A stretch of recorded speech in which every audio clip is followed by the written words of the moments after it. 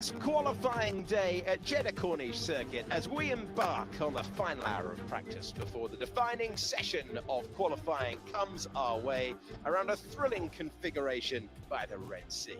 For your Red Bull, you're in a serene place. Mercedes and Ferrari slightly on the back foot. Aston and Alpine having good weekends. There's a lot of homework still to do in the next 60 minutes. Our second stop of the longest ever Formula One season. Let's get into the details of the track. The track distance, 6.1 kilometers, 3.8 miles. And the race lap record set by Lewis Hamilton. This is going to be the third running of the Saudi Arabian Grand Prix.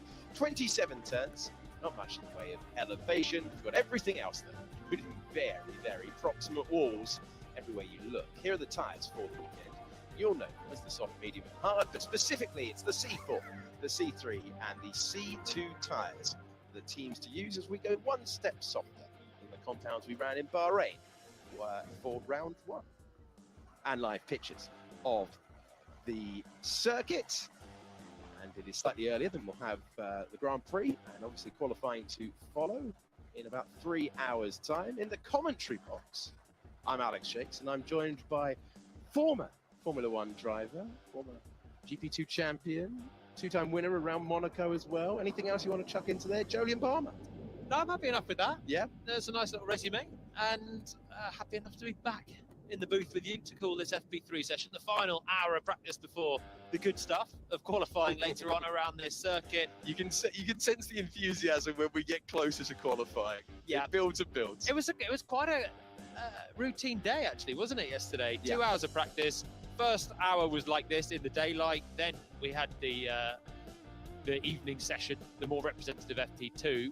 But it was clean. It was clean for everyone. It was clean considering that this is the second highest average speed of the season, and the walls are very, very tight. They've tightened some corners, but plenty of moments of brinkmanship at 22 and 23. They're the key corners in terms of cars going off the road. We've seen a spread across the board of who's faster in all of the sessions. But once again, Red Bull at the front. Still the team to beat. Unsurprisingly, really, because we're 2 weeks on from what was a domination in Bahrain, particularly on race pace. And all the teams had a go yesterday at some quali simulations in FP2 and then some long runs. And they'll have been studying that overnight, trying to make some last-minute tweaks to the car, still going on at the front of the Red Bull, trying to maximise what they can do, not only for qualifying later on, but in keeping those tyres alive and having a fruitful race tomorrow. Ferrari looked like they were on the back foot, but actually had a better long-run pace than we saw from them in Bahrain. They did, almost reminiscent of Bahrain, isn't it? In the way that they were on the back foot, then turned up in qualifying.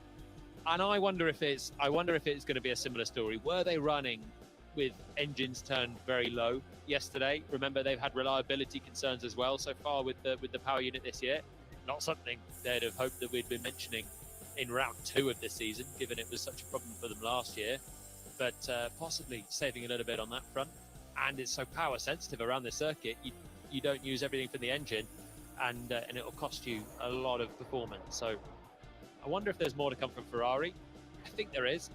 What about Mercedes? Russell very happy yesterday. Lewis Hamilton less so in the other car. George doesn't look like he's about to head out, does he? He does not. And it's a nice leisurely time of things down there at all of the garages. We say this word a lot with my races, but it is an unrepresentative condition setting that we have at the moment. The air temperature is 27 degrees, the track temperature 43, but these are not the conditions they'll be qualifying in. These are not the conditions they'll be racing in. As a result, not a lot of interest down there at the end of the pit lane as the green light illuminates. And as a result, we'll take you around the houses, if you like, of this circuit that is going to hold its third Grand Prix at this track. Talk in the future of adding a couple of races in Saudi Arabia. Certainly the country would like to do that. A lot of Grand Prix venues, though, desperate to get on the calendar. So that's their aspiration. But at the moment, we have the one trip to Jeddah, and unusual venue to build a circuit as a street circuit deliberately with the walls as close. For many years, this would never have been signed off for safety reasons. No, but that's what gives it a little bit of individuality. It's the speed, but it's the proximity, the barriers, and the slogan of the world's fastest street circuit. Quite a lot of races already in the desert. Qatar coming back onto the calendar later this year. Later in the year. Taking a lot at Valtteri Bottas, but a few garages along. Sam Collins has made his way down to AlphaTauri. Yeah, just down here at the end of the pit lane, because normally at the start of the session you see a lot of cars queued up, and actually the first car to take to the track is one of the Aston Martins. I think the other one will be coming out presently. They were the only team that looked particularly interested in taking to the track. One driver, though, that you're not going to see take to the track anytime soon, possibly even in this session, is Nick de Vries, the AlphaTauri driver, number 21. His car is rapidly being dismantled for its component parts. At the back of the garage, the gearbox is off and being worked on, while it looks to me, with the work going on with the mechanics there, that the entire Honda power unit is going to be removed from the back of the monocoque gear, and this car is looking like it's not going to get out on time.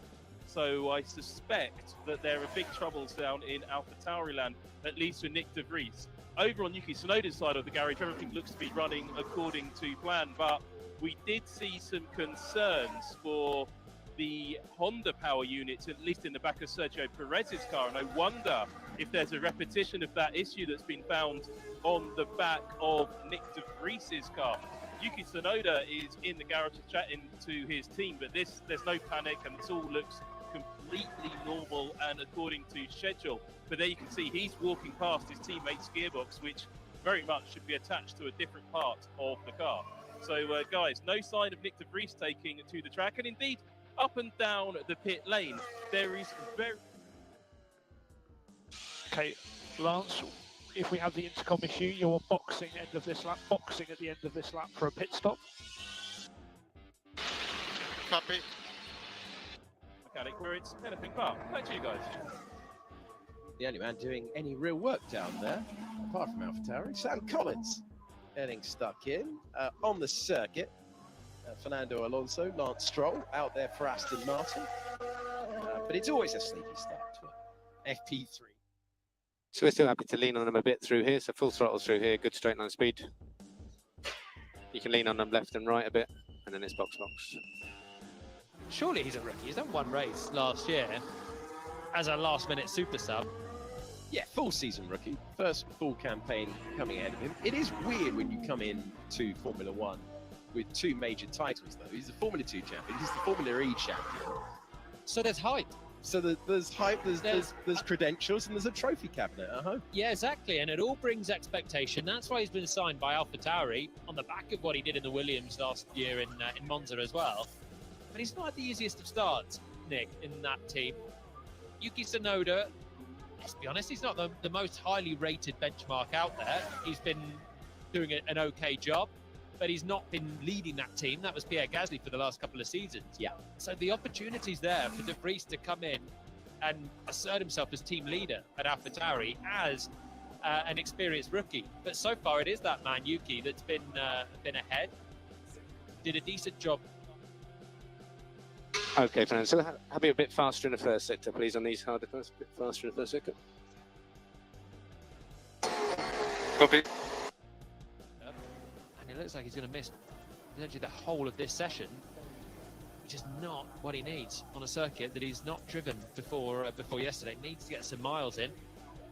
Yeah, complete contrast to when he made his debut in Monza, scored ninth on debut, was chucked in there. AlphaTauri not in that team previously known as Toro Rosso, not in the greatest vein of form. If you consider that this is a team that won races, this has to be better. Won back in 2008. I know it's a bit of a callback, that one. But more recently, of course, with Pierre Gasly. You mentioned Gasly's exit from the team. They're slightly on the back foot. There's interesting comments. I mean, Franz Tost passing off the "I don't trust the engineers anymore" as a joke afterwards, but it was hard to tell if it was a joke at the time. Well, he's deadpan, isn't he? He is. Franz Tost, always. I don't think it was. I don't think you can take those words literally. They're a team there that haven't changed majorly. They've lost a key driver, but they have built good race cars for the last number of years. And the car they've got now, it's not a disaster. They're in the mix. We were saying yesterday how there's no tail end Charlie anymore. All 10 teams look like they can score points every weekend right now. You're looking at McLaren, tough start to the season for them, but Norris was fighting in the top 10 before his car started to misfire in Bahrain. Williams did get a point with Alex Albon. Alfa Romeo, Bottas was the man that was slowest yesterday, but yet he was quite quick in Bahrain as well and could yet make Q3 later on. And then there's AlphaTauri in there.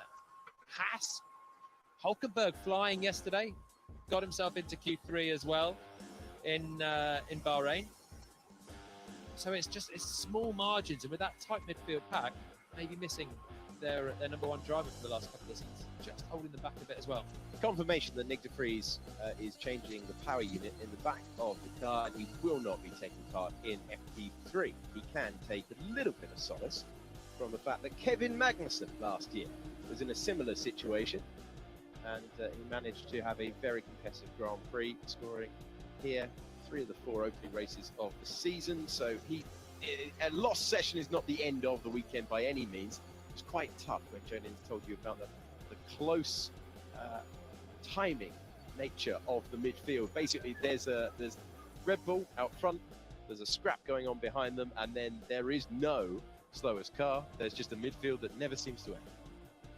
So it's going to be very tough for de Vries then. Yeah. Missing this hour, as unrepresentative as it might be, it's you still need it to get your eye line in, to feel the car, to make some small changes before qualifying, hopefully small changes before qualifying later on.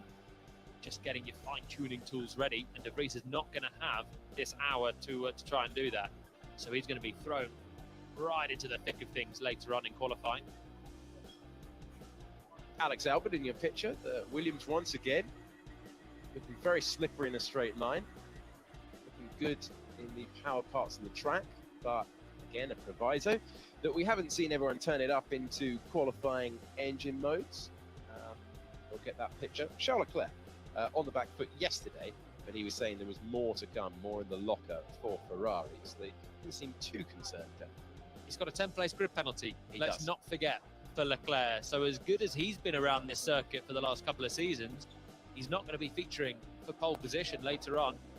For Leclerc, it's about, can he get back towards an unlikely podium even with a 10th place grid drop? When you see the competitiveness of the Aston Martin, he'd definitely take that now if you offered it to him. Yeah, exactly. That's going to be the dream for Leclerc for this weekend. When you look at the Aston Martin pace, Alonso right on it yesterday from the word go. Mercedes looking as Mercedes were really in Bahrain, but Alpine may be joining the fray with them as well. Alpine had a really strong day yesterday.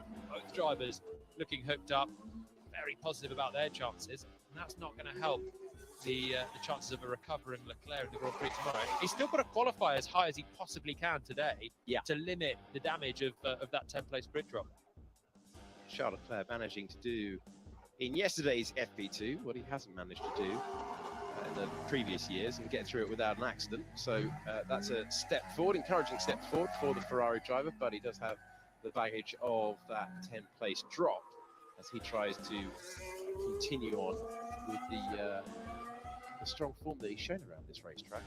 He was 6 laps away from taking victory here last year. As we look at Oscar Piastri out on circuit, the first retirement of the season, last time out in Bahrain, and the Formula 3 champion a couple of years ago, the Formula 2 champion, and now taking his step up to Formula 1. And as the graphic showed you a few moments ago, he was taking victory in the feature race here, one of 4 feature races that he won in a row. At the launch, clutch drop was 1% shallow, and radio check turned 13. Yep, 10-13. Yep, that's loud and clear. Of Formula 1. Number 81. Here we go. For Oscar Piastri, the second Formula 1 driver in history to run the number 81. He was. After Maurice Trintignant. Oh, this is a very organic stat that you've managed to find here, Johnny. Trintignant, twice winner of the Monaco Grand Prix. Oh, this is very good knowledge. I'm impressed. I'm blown over, in fact. Done my research. And so is the factual stat man. Yeah. Oh, thanks to Sean Kelly, who is joining us across the weekend. And No Monaco wins for Piastri yet though. no, oh, here we go. Trying to emulate Trintignant with those two. Came through Euro Cup, won it. Yep. Didn't win in Monaco. Came through Formula 2, won it. Didn't win in Monaco. And do you think of anyone who did win in the second tier in Monaco? To win once is tough, but to win twice. This is absolute nonsense. We probably needed to talk us about Lando Norris's lap. It did emulate the great Maurice Trintignant. Here we go then. Lando Norris on track. Is he going to get a flying lap in? And no, he is not. Pulls over to the left-hand side and comes in, so we can get deep into the life and times of Morris. Yeah. Trintignant. Quick note on that pit entry, because you're watching FP3 and I know that you're up to speed. You can cut.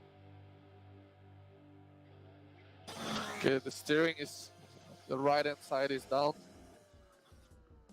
Yeah, copy. Producer Joe trying to get us back on track. Bad luck, Producer Joe. It's FP3 as we go on board with Pierre Gasly. Okay, the steering is, the right hand side is down. Yeah, copy. Piastri number 81, because that's what he ran in karting. It's usually that, isn't it? That's usually the origin of the numbers. I feel like that one could go far for Piastri. It's not a highly desirable number, 81. No one's taken 30 off me yet. It's still a chance. clinging on. The comeback starts here. Your former teammate, one of the stars of Friday, absolutely electrifying pace. Over one lap for the Haas. I don't really want to mention what the long runs looked like because it was such a good one lap pace from Hulkenberg and able to do something, able to manipulate that car both in Bahrain and here over one lap in a way that Kevin Magnussen on pole position the back end of last year cannot at the moment. But they're still wary of the long run pace. They are really, Haas. really wary. That is the balance of going aggressive, picking up the downforce and having a car that you can throw around for one lap that Hulkenberg has been so strong on, but then just getting through your tyres more on the consecutive high fuel running. And we never really got a fair... We were still on the early side, but everyone's just installing. start with Esteban Ocon meant that he damaged his front wing and lost that top 10 start. The hope perhaps is that he can get back into the top 10. Can Magnussen find a bit as well? It was a drift of his teammate yesterday. Hulkenberg through and is quicker than number 81, Oscar Piastri. The two of them the only drivers to have done a flyer so far. Günther Steiner looking on. What number would you have taken? Or would you take if you were to race? I would have gone for my. I would have gone for Hulkenberg's number, the famous 27. And why? It's my birthday. So I would have gone for that, and then it would have been taken, and then you've got to look around the houses. Why'd you go for 30? I was given it. It was a reserve driver number. Okay. Lotus. You just kept it. And I kept it. I liked it. No one else does.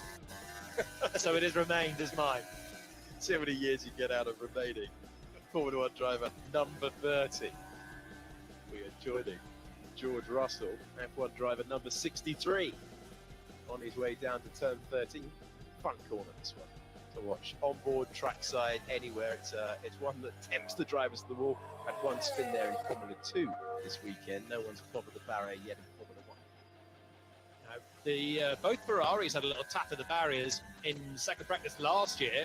One of which, I think it was for Leclerc, was coming out of turn 13. The other one was coming into fourth for Sainz. No one has got near them just yet. Into it. Try to work your brakes slightly. 22, the left-hander that caused most of the dramas yesterday. George Russell on the soft tyres. Lewis Hamilton out there on the softs as well. Mercedes getting straight on with it now. They've hit the track.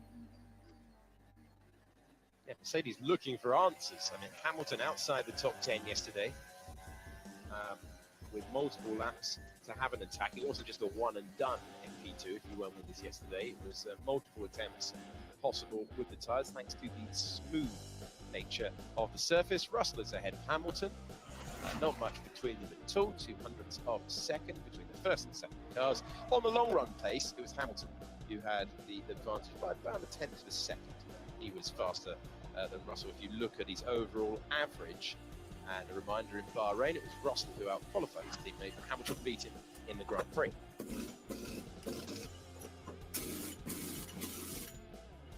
Perez getting in the car now, getting ready to go.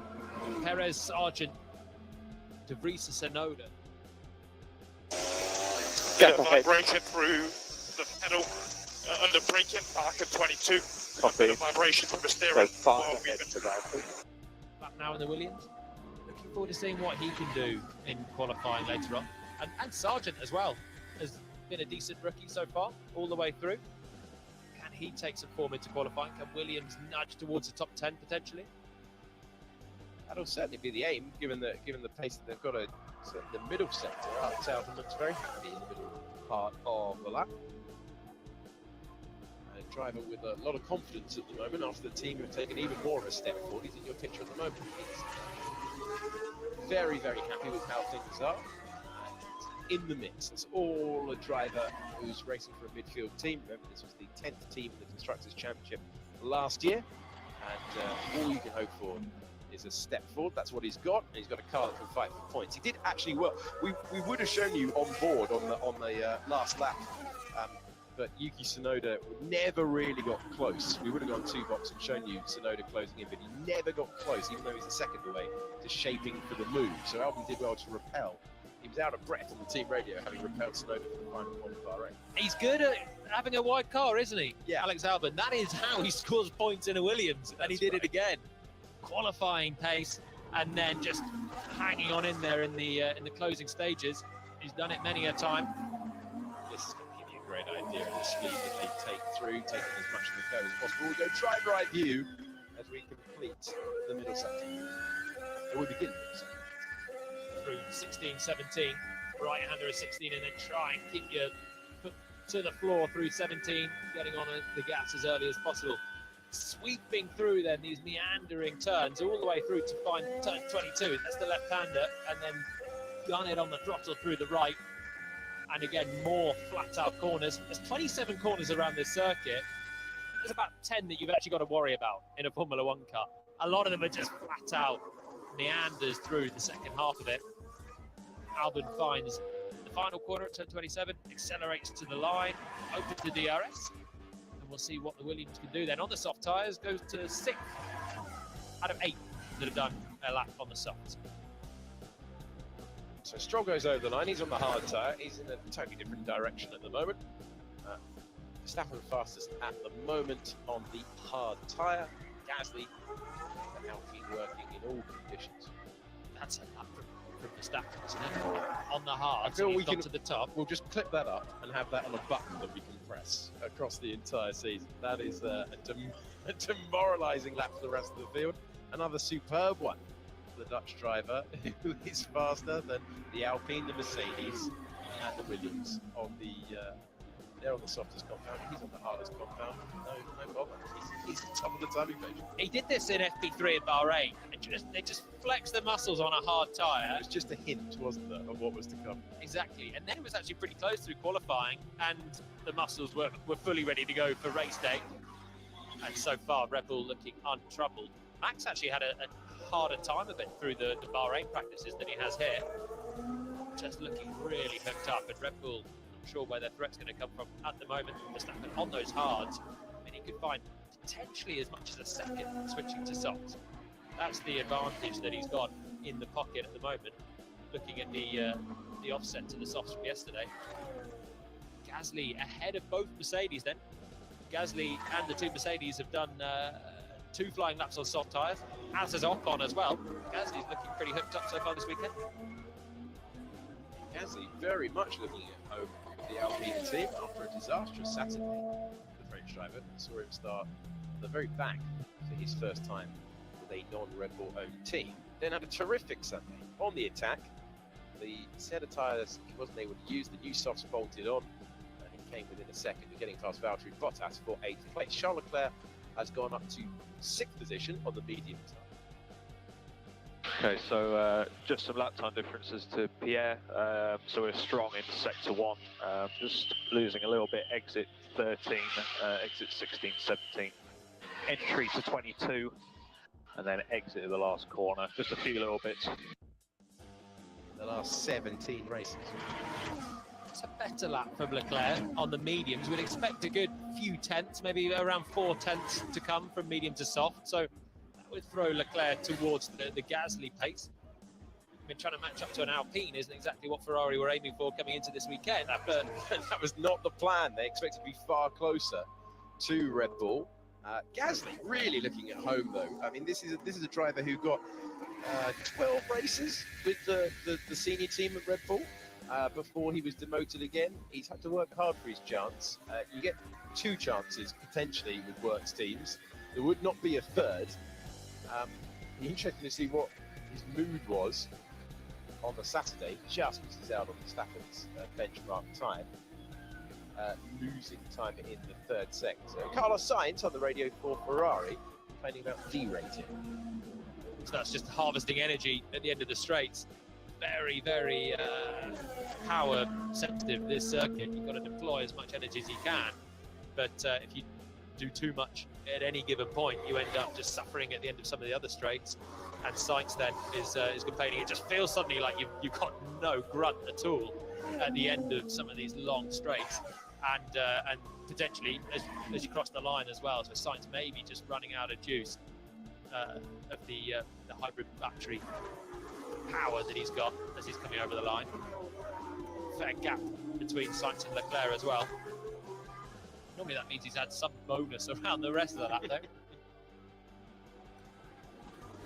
So not optimal. So Perez took his first pole here last year, looking to go back-to-back. His own pole in Formula 1.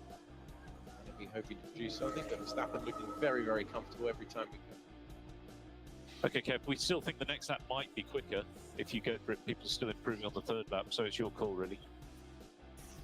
Yeah, but I want to have more time to go through stuff. Okay, that's fine. Let's box then. Final part of the lap now. Not much left for him to do. Alex Albon, alert. Yeah. Hey, up into the top 5 in the Williams. Had a decent day yesterday. Looked really good. Didn't manage to hook up the lap on the softs in FP2. But I think that Williams is definitely one to watch for. Yeah. So yeah, Eng 2 is latched. Turn radio on. Yeah, so I was latched talking to the driver then. You're still talking to me.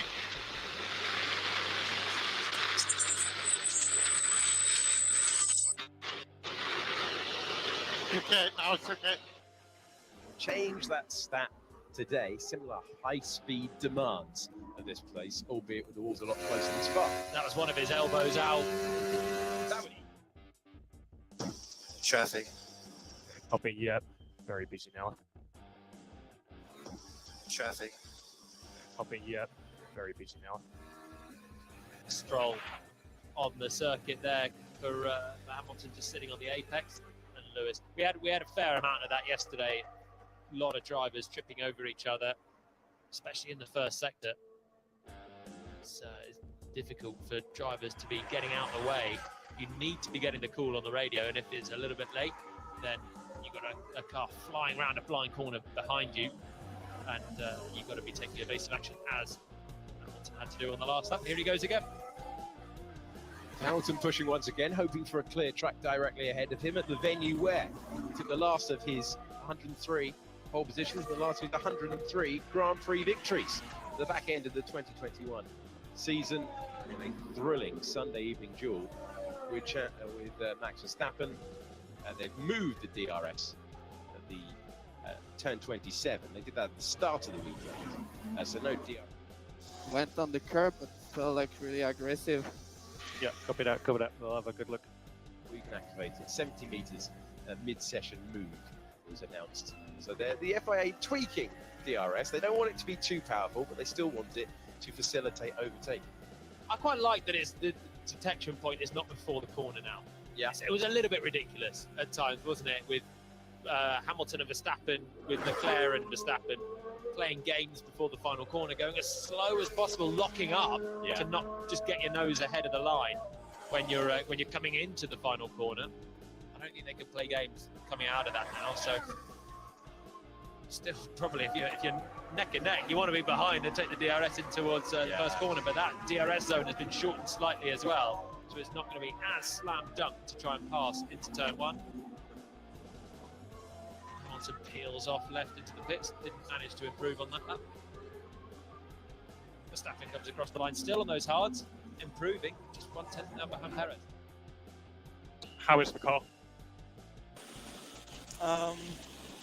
Yeah, I think we picked up good fundament in the last bit compared to yesterday. And the high speed was a little bit interesting. But I'm happy with the grip I have in the high speed generally, please. Because I had a very long pedal going into 13. Okay, we're having a look. Which was that corner where it was neutral in particular? Standout corner? 22. Yeah, thought so. That's how long it takes for a Formula One power unit to be changed. The team are almost bolting it back together. There's still obviously a huge amount more work to do to put the bodywork back together. Some of the cooling system's been removed. So a lot of work to do, and I don't think we are going to see De Vries in this session in half an hour. But it's just utterly impressive that it takes just about 19 minutes to change an engine and a gearbox on a modern Formula One car. Not forgetting that these are the most complex Formula One cars of all time. So guys, I just wanted to point that one out to you. So back to you upstairs. It took about 4 hours plus when we first had these hybrid power units in 2014. It would be a day's work to try and change one. There was a pre-season test in 2014 where there were ridiculously low numbers of laps being completed due to that very fact. So very grateful we weren't broadcasting that on FP3. Yeah, would have been tough, wouldn't it? It was a double whammy. The power units were so much more fragile. They're so complex, and they still are. But design has improved. Yeah, I want the helmet change for the next run. This visor is too dark. Need a lighter visor, please. It's quite cloudy today. Understood. Martin understands. Have to get through on such a few amount of components as well. We've already got the third control electronics for Leclerc this weekend. We're going to see some grip penalties, I'm sure, for power unit changes throughout the year, as is kind of customary around Monza time, Spa time. But generally, they've moved forward so much in the last decade. Yeah, Monza last year, we're waiting 4 hours after quali to find out what the grid was for the race the next day. It'll happen again. It's a Monza special, isn't it? It is a Monza special. It's so tower sensitive. 6 corners effectively at Monza, and if you don't think you got a chance because you need to take an engine at some point, you take it there. You hope that you can race through, as Sainz did last year from the back. Hamilton as well had a bit of a charge. Sainz was very good in the Ferrari coming through from the back. Turn 2, pretty understeering. Consistent. That really was rocket ship stuff. And Hamilton going from the back of qualifying to the front of the Grand Prix in Brazil as Russell goes deep into turn 27 to make way for Hulkenberg, who's been complaining on the radio that his visor's too dark. So he's going to have to tweak that when he gets... Obviously, you might run a certain visor for the floodlights, and then in the daylight, not quite working. Looks like he's got a full tint on, Nico. You can see the shiny reflection off it as we saw him come across the line there. Norris going into 8th in the McLaren. Second set of tyres for him in this session so far.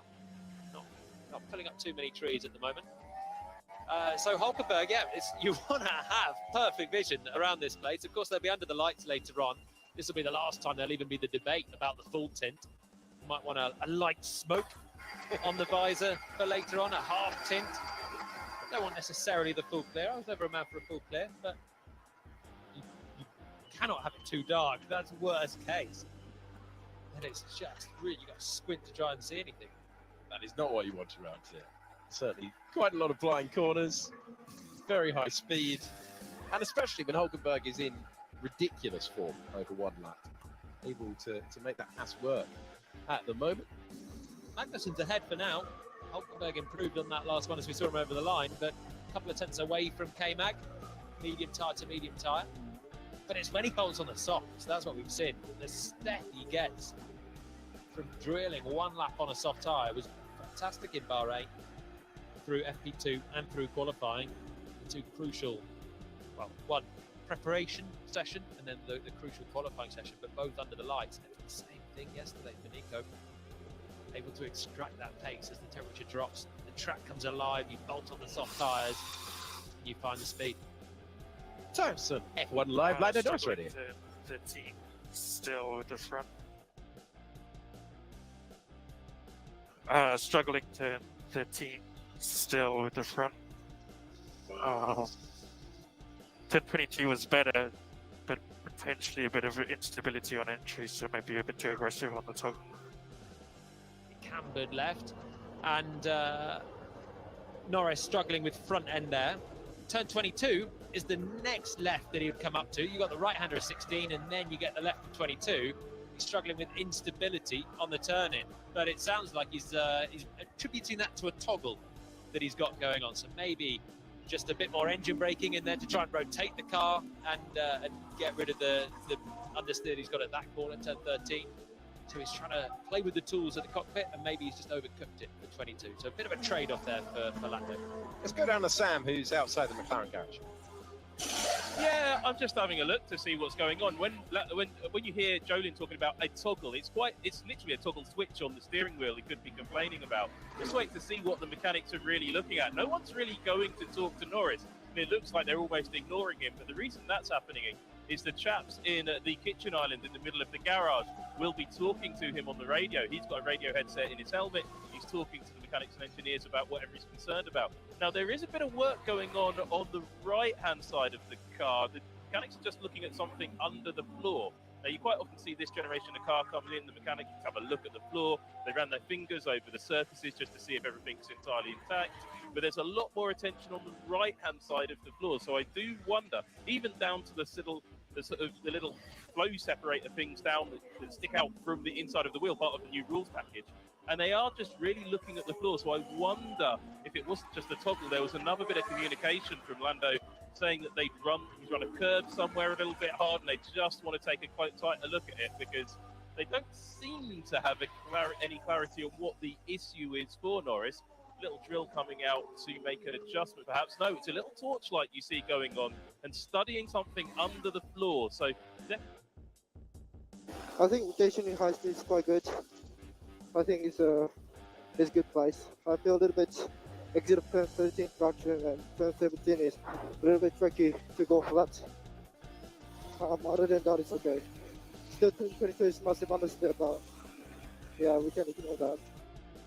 Striking out on the bottom of the car, and potentially they're having a look because of a slight escapade that Lando's had then on that last run. It sounded like just a bit of an understeer balance for him inherently, though. Okay, front tires are okay. Lean on the rears in the high speed. Lean on the rear. Freshness. Bouncing quite a lot at this point. Look at his head, bobbing around. More porpoising than I've seen so far from any car really this year. Yeah, a lot of bouncing for Lando Norris and the McLaren down this straight, and then Ferrari is seemingly the most effective car heading to the final corner. It's definitely bobbing a little bit more than I've noticed before. Leclerc into the final corner. Hi, lost the first shift. Okay, copy. Leclerc, this is a revisit of the problem that he had yesterday. So, Sean, let's listen in. Hi, lost the first shift. Okay, copy. And it sounded fine from what we heard there on the radio. You got such a short run before you need to turn left and negotiate that corner in the pit lane. You can only really take a couple of shifts, try and get yourself to full throttle as quickly as possible, and then blend out and get onto the circuit. Sounded okay, but Leclerc would have just felt that he pressed the upshift and it didn't quite engage as quickly as he would expect and want from where he's going to be in the midfield for the start tomorrow. Midfield at best for Leclerc. He had a great start in Bahrain. We've heard a lot of Leclerc clutch complaints over the radio so far this season. We have. But when it mattered, He was one of the key winners at the start in Bahrain a couple of weeks ago. Yeah, well, unable to keep Sergio Perez behind, but retiring from third place in the Grand Prix. He was 24 seconds behind Max Verstappen when his Ferrari expired. Looking to fight through on Sunday as we check in with Esteban Ocon, hoping for a total opposite of the opening Sunday he had in Bahrain. Continuing on his long run and appearing into your picture now, a one-time Grand Prix winner, taking victory in Budapest. Okay, so a bit of info on timing. Sargent found just under a second, going on his second new soft tyre. Let's see what we can get on this one. He's very nearly all the way down the pit wall as Alonso and Ocon went wheel to wheel for the first time, but not the last time as teammates. Eventually they had to tell them to settle down on the radio after some great wheel-to-wheel action. It was the start of something brewing, I think, between the two Alpines. We never knew it at the time, but it happened again in Budapest. They were very close. Ocon with a late change of direction to stop Alonso going through. And then, of course, in Brazil as well, where Fernando ended up actually getting a penalty for clouting the back of Esteban Ocon, but finally, when he knew he was leaving the team, vented his frustration at what had been obviously a year-long gripe with his teammate. Both Alpines are out on some soft tyres, so they were just doing a prep lap, out one prep lap, 10 seconds off the pace of Perez, and now they're pushing. So they were trying to just bed in the tyres on that first lap. Down there at the fastest driver, it's Sergio Perez at the moment. Closest he's ever been to the championship lead, Sergio Perez. Hoping to be just the second driver from his country to lead the championship. And Sam Collins has made his way back down to Ferrari. Yeah, Alex, I was listening to the conversations about the radio message we heard about Charles Leclerc in the Ferrari. He's brought the car, number 16 car, back in, and let's see what the mechanics are going to be taking a look at on this red car that's arrived back in the pit. There doesn't seem to be a great sense of concern around this car, but around the team in general, there is a sense of concern, because let's not forget, Charles Leclerc is starting with that 10th-place grid penalty in tomorrow's Grand Prix. So regardless of what happens this afternoon in qualifying, he's going to lose 10 places. The other real worrying thing for Ferrari is that they know that pretty much those control electronics are not going to carry on all the way through the season, because those control electronics are only really designed to last half the season, and so it's almost certain that you're going to see the number 16 car take another penalty to at some point during the season. So if you look in the back of the garage, there's some interested onlook. He's got Felipe Massa, who once lost his voice, behind the car of Charles Leclerc.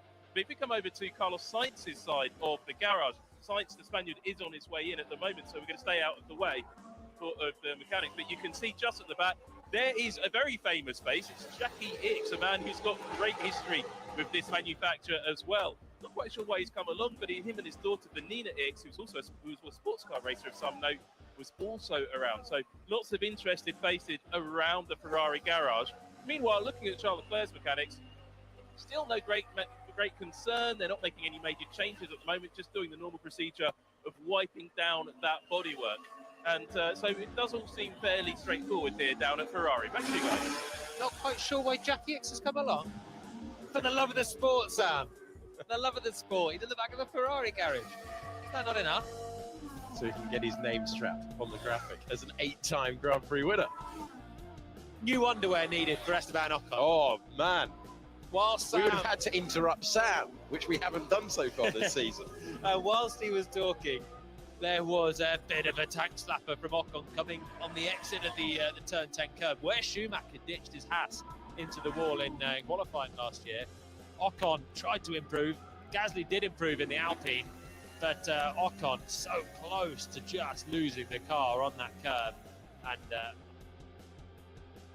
okay, have a think about what you'd like to balance for the next run. Did you increase the flap? Nope, left it the same. To me, I think we should be bringing this down. No. Keep it the same. Okay, understood. Up to 4th place, still behind the Alpine time set ages ago. Gasly might fancy himself a little bit for qualifying here. Man who's been on the front row before in Formula One. Might not be looking that far ahead, but he'll be certainly dreaming of row 2, won't he? And what I like about it is it's every lap for Pierre. He's consistently there. He's putting pressure on Ocon on the other side of the garage. That's when you start to see drivers, they're all starting to lean on it a little bit more. They will be on this last set of tyres before qualifying. And when you're Esteban Ocon and you're consistently just a couple of tenths away from Pierre, that's when you start to risk the mistakes. Let's have another look at the moment for Esteban Ocon that we were telling you about. Yeah, my right mirror keeps coming down. Yeah, my right mirror keeps coming down. Okay. About the mirrors slightly larger this year. That was one of the changes. So this is the moment we're on board with Esteban Ocon. Oh, it just goes out, bottoms out over that curb on the right-hand side, and has a huge twitch then to try and save the car. The rear lurched, and that's a heart in mouth for Esteban Ocon on the corner where the wall greets you so quickly on the left-hand side. If you properly lose control, blend out of the throttle, scoop it up, get your heart rate under control and carry on. But that is just it, starting to lean on everything a little bit more, under pressure from Gasly's performance on the other side of the garage, and Ocon without an improvement in the end. Alpine paying money to get Pierre Gasly in the car. They had an option, they had lots of options. They could have gone for Hulkenberg, they could have returned Daniel Ricciardo to that seat. My number 30 still available. Palmer's still about. Will drive if available. And yeah, so Ocon knows he's got to bring it. That's going to be a story that we revisit time and time and time again. But now it's time for a Red Bull going fastest. Bring you this. Not for the first time, not for the last time in Formula One. Hulkenberg's done another ripper of a time to go up to 5th place, but Perez on those soft tyres has completed turn 27. He's going to get into DRS territory. There it goes, the rear wing element. He goes across the line, and Sergio... Steering vibration, apex of 10. Of his teammate, he's half a second clear of the next fastest driver. Car width wide of the apex at the final corner. Cost him a little bit of time there. No improvement for Checo. In fact, 10.5 away from his previous best in the final sector. So there's a bit more on the table if he can get that Red Bull turned in to turn 27. Let's have a look then with Fernando Alonso. Exit turn 13. Basically 3 more corners to go from this point. Here's the first at 16. Small correction at the wheel. Squeezes on the throttle now. Upshifts improved. For himself up towards turn 22. Hopefully that car, the McLaren, stays to the left. Yep. 2 tenths down on Perez through 2 sectors though. Remember, Checo didn't maximise the final sector. So let's just check in and see what Alonso and Stroll can do. Waiting, and here comes the final corner. Right into the apex. Ooh. Small correction on the exit. Might delay him slightly to throttle. That's the proper apex then that Alonso took. But he still loses time to the end of the lap. So Aston Martin just about within half a second of the Red Bull. Stroll not too far away from Fernando Alonso. Be encouraging for the Canadian driver trying to get on terms with his multiple world champion teammate. Same issue he had last year as well. Verstappen improving. Hamilton up to P3 at the same time as we check in with Stoffel Van Dorn on the left-hand side, who I believe is going to be joining us on F1 TV ahead of qualifying. A couple of real stony stairs, weren't there? Yeah, I'm sure Jess Hawkins standing next to him is enjoying the session as well. It's good times for Aston Martin, even though Hamilton's just gone past. I don't think anyone at Aston Martin expected to be fighting Mercedes until we got to the test. As Max Verstappen goes over the line and is 0.3 of a second ahead of Sergio Perez, which is around the average gap that he was ahead of his teammate across an average of all the qualifying sessions last year. And at the you can push again this lap, Albon 1. You can push this lap, or you can do a double cooldown, or you can start the lap and see what you think. A lot of that damage was in the final sector for Verstappen over Perez. Not much to separate the 2 Red Bulls through the first couple of sectors, and then Checo just a bit wide in the final corner. And Max stretches his legs on the overall lap times. I got blocked by the Aston. Copy, copy. Didn't look too bad there for Bottas. I got blocked by the Aston. Copy, copy. When you're on the throttle, it was Lance Stroll leaving the pits. Difficult one for Stroll as well, because you've got absolutely no line of sight in your mirrors at that point. Your mirrors are pointing to the pit exit. You've got a car way off to your right. You just can't spot, and so Valtteri couldn't commit to the corner. Here comes Gasly again. Be interesting to see where Pierre Gasly can go, or if he can go, because there's a multitude of drivers peeling off the racing line. Just slowed him down there, put them in a decent place. There are some parts of the circuit where you can't get out of the way. And car placement between team and drivers can be crucial for qualifying later on. We're going to see someone getting into trouble, surely, especially in Q1, when all the cars are out there jostling for a bit of track position. Gasly not quite able to pick up the pace in the middle sector, losing a little bit. It's distracting as well when you have so many cars jumping out of the way. Even on the flat out sections, it shouldn't really affect you. No dirty air in the corners, you should be well set up. But it's just distracting sometimes when you have 3 or 4 cars all bunched together and you never be 100% sure what they're going to do.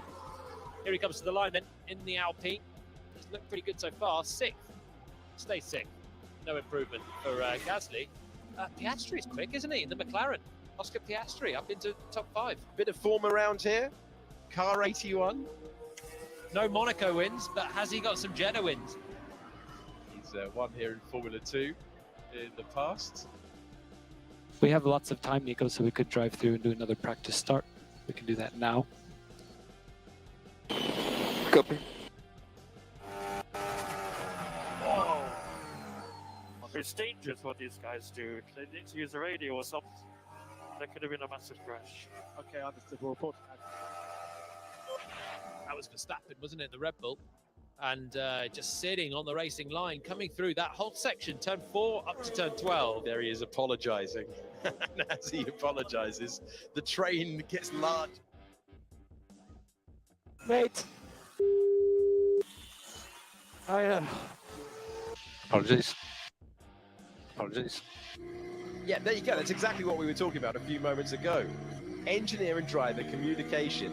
If that happens in qualifying, that is a nailed-on penalty. It is, and it's that sequence of corners, turn 4 to turn 12, where it's just blind. You're blending out of the throttle a couple of times through there once you've negotiated turn 4, and you just cannot see. How much do I have time for a drive-through? I've got September to get his tyres down. Copy, yeah, we can, yeah, we'll probably do that. I've done 2 laps less than the other guys, so. Hey, But in qualifying, that will be a nailed-on penalty if he does it. And not to mention, it's pretty dangerous. Yes. Yeah. Not what you want to see around here. Now, this is interesting where Norris goes. In comparison to his teammate, let's see where Lando Norris puts the car. Goes ahead of Oscar Piastri. But Piastri will be very, very cheered indeed to see that he's only 1/100th of a second behind his very highly rated teammate. And Max Verstappen not having the greatest final sector because it looked like he was going to blitz and disappear there. Not a personal improvement for him in the final sector. Fastest of anyone in the session so far in the first 2. He is very nearly half a second clear of his teammate. He's 0.8 of a second ahead of Lance Stroll as Ferrari remain in the pit lane, having not done a run on the soft tyres. It's so close, the rest of the field. If Red Bull weren't in this, we would be set for the most thrilling qualifying maybe ever. Yeah. You've got Aston Martin. Okay, Fernando Alonso's just nibbled that time down to the Red Bulls by a couple of hundred. To a mere 0.8 of a second. Yeah. I mean, it's still done quite well. Just a couple of hundreds separating the 2 Aston Martins, 3rd and 4th. You've got Mercedes in there. You've got McLaren finding a turn of speed at the moment. Alpine, we know they've been quick, within 1/4 of a second of the Astons. Joe in the Alfa Romeo is 4/10 away, as is Hulkenberg and Albans Williams.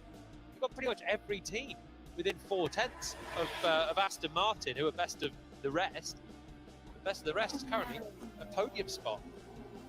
The turn 10 incident was investigated. No need to inject any drama into proceedings. No further investigation. It would be a different story in qualifying.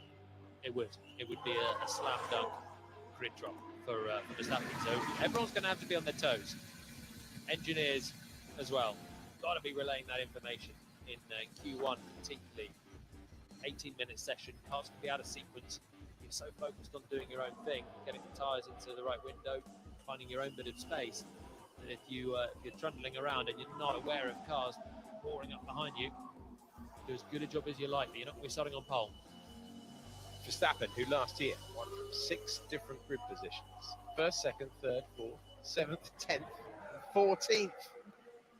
As he set the all-time record for wins in a single season of Formula 1. Okay, should we see what Ferrari can do?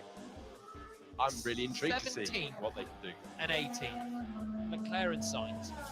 Leclerc a couple of tenths ahead. They've only run a medium tyre so far. Leclerc, surely with half an eye to that race pace in the Ferrari, that he will need to come through from his 10th place grid drop that he'll carry for tomorrow. But now he's just left the pits on the softs, as has Sainz. Tsunoda, they're the only driver not to run a soft, and he's out there on the mediums.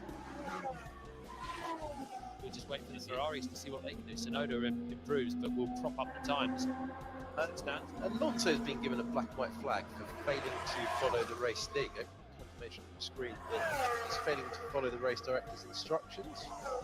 Norris had one yesterday, didn't he, for cutting the white line trying to come into the pits. I wonder if it's a similar thing for Alonso. We haven't seen any evidence of why he's got that, but just a warning flag for driving standards, no repercussions for the rest. My battery doesn't want to charge that last bit. We can go for a second slow lap if you want to, Matt, just to fully top it up. Let's try that.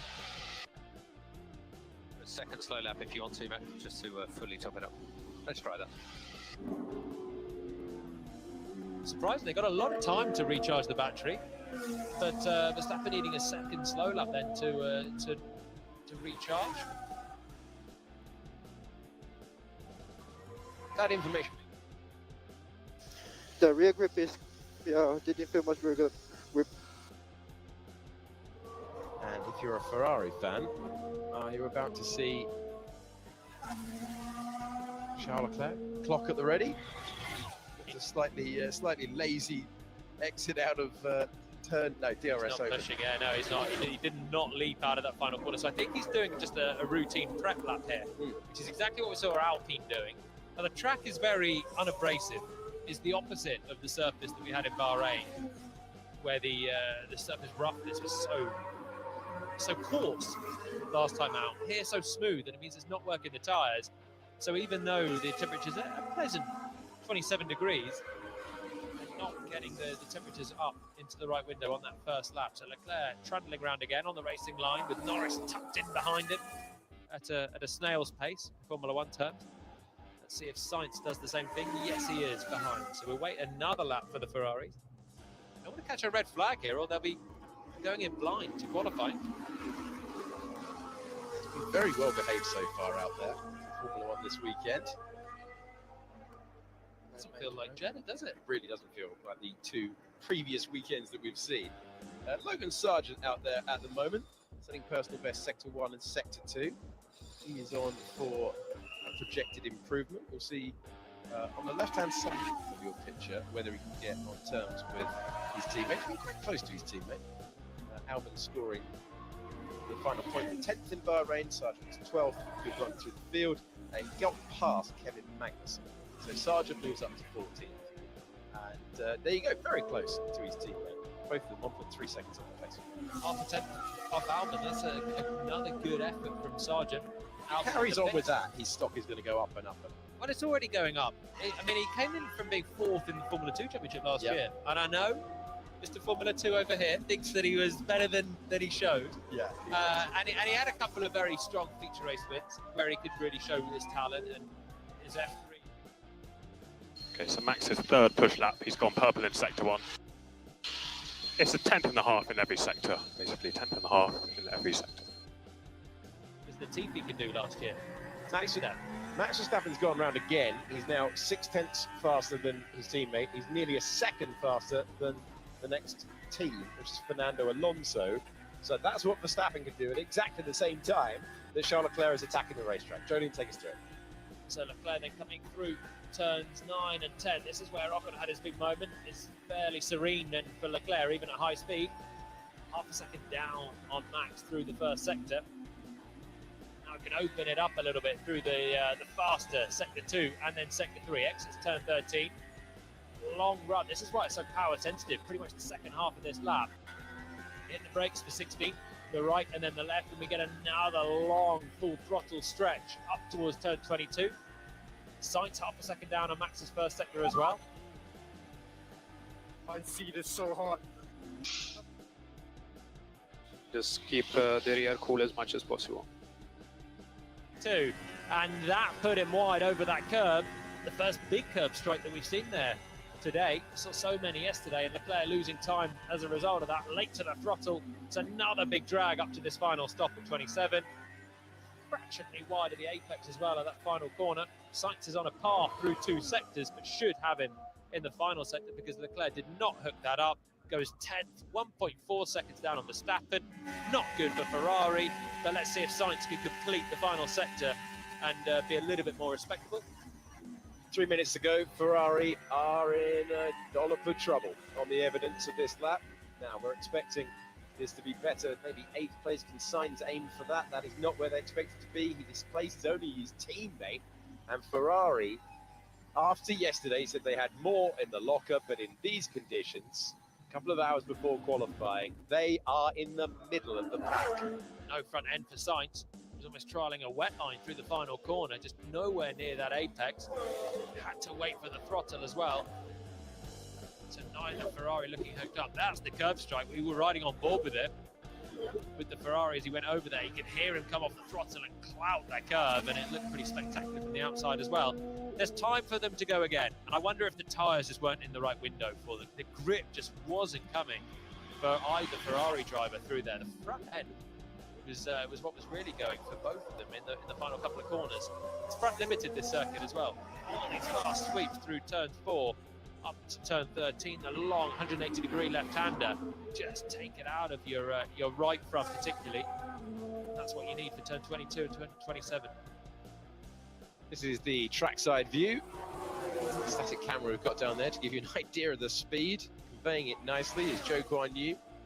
Tries to pick his way past Sergio Perez, who went round again and did improve just a couple of moments after Max Verstappen did, but he's still 0.6 of a second away, so he's in the same ballpark, having done a recent.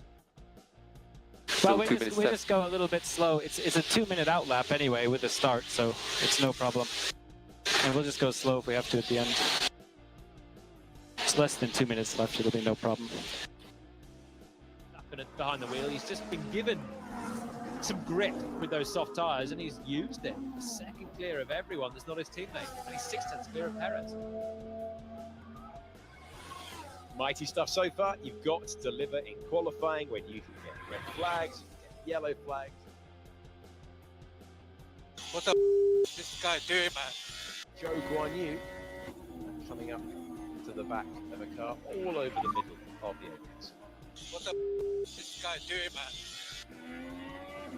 Yuki Tsunoda, the car in his pocket. I don't know what Tsunoda is doing out there in this session. The only AlphaTauri to participate, and he's not chucked on a soft tyre before qualifying, which is an unusual run plan. The final hour, I know it's not the best representation you get before qualifying because the daylight, the track grip will come up, the temperature will drop slightly later on. I still think you'd want to look in on a soft tyre and see what you can do. We're expecting there to be a sort of 0.4 half a second gap with the softs, which puts Tsunoda with Bottas at the tail end of the order, but doing their own run plan. You can see Max Verstappen's fastest overall time, a couple of tenths of a second back on the pole position mark of last year. Everyone else is further back. We can go for. We can maybe get another lap in, but the tyres will be a little bit on the warm side. Up to you. Yeah. How are we doing? You've got about 10 seconds margin. Later on, it's going to be very, very tight. Driver can make the difference. Now, maybe with the tyre temperature where he wants it, can Charles Leclerc turn that frown upside down? He's a couple of tenths up on himself through 2 sectors, and he didn't go wide over that curb. So this should be a decent improvement for Leclerc. Sainz behind has also done a decent first sector. No, I would just drive straight out. Just drive straight. Past the light, I'm good. It's better, actually, he's fighting the rear of the car more in the final corner this time. A couple of stabs are turning in. Drives to the line, and Leclerc does improve up to 6th place. Still second adrift of the benchmark time if you consider that he was racing Max Verstappen for victory all the way to the line last year. He is 1.1 seconds off the pace of the world champion, Carlos Sainz. Okay, Kev, so you and Nico are going to be the first 2 cars to do starts. Concluding the lap, concluding the session, pushing on there, still on course for an overall improvement. Carlos Sainz goes up to 10th position. Carlos Sainz across the line and in 10th place. Ferrari 6th and 10th. They expect to be challenging the Red Bull pace. Aston Martin still the second fastest car. Good lap from Hamilton in response to yesterday. And their swap positions, haven't they, with Mercedes, with Russell down to 11th. Alpine. Mode slow, 2 burnouts, start on the left-hand side in mode RS. With the number 1 on his car, with the number 1 next to his name on the timing page. That is some golf from Red Bull to the rest. Some golf. How have they done it? It's FP3. Maybe they've been all bells and whistles in this session, and we can have more from Aston Martin, Mercedes, Ferrari later on. But a second is just a huge margin. Verstappen wasn't particularly happy in Bahrain. So just an update, we think actually where you are now is good. Verstappen was never fully allowed to push.